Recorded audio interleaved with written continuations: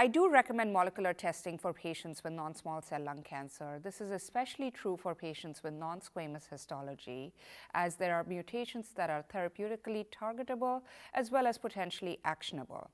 So while there are phenotypes clinically that we can say may have a mutation, for example, Asian women or females or never smokers in general have a higher likelihood of mutations, we must continue to test to increase our probability of finding these patients. In addition, KRAS mutation is now increasingly becoming therapeutically targetable, so we must continue to look for these actionable and targetable mutations. For my particular patient, initial biopsy yielded insufficient tissue for molecular testing. Unfortunately, this is a scenario that is not uncommon.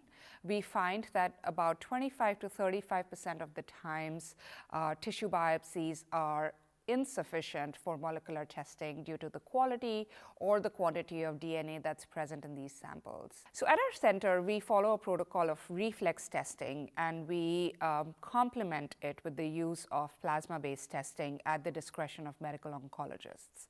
Anytime a sample is signed off as a non-small cell lung cancer, it is automatically reflexed to test for PD-L1, and if it is a non-squamous specimen, it automatically gets reflexed for gene sequencing on the tissue.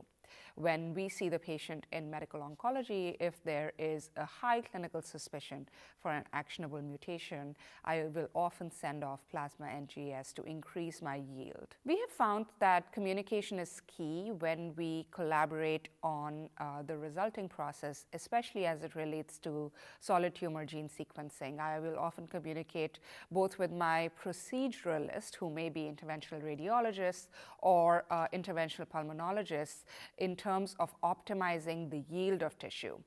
I will often also communicate with my molecular pathologist and my anatomic pathologist to ensure that the appropriate testing is being performed on each sample. So plasma NGS is an invaluable tool that we currently use in our medical oncology practices. We conducted a study at the University of Pennsylvania where we enrolled about 323 advanced non-small cell lung cancer patients, and we found that by incorporating plasma-based gene sequencing, we were able to detect additional patients that may benefit from targeted therapy. This rate increased from about 20.5% with tissue alone to about 38% with the incorporation of plasma. We also found that plasma NGS was feasible, it was relatively easy to use, and did not subject the patients to another biopsy.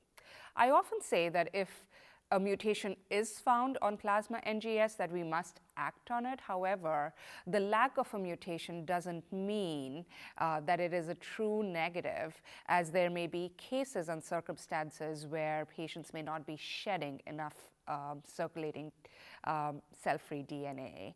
And I always say that if there is a high clinical suspicion, that we must wait for tissue biopsy, as that still remains our gold standard.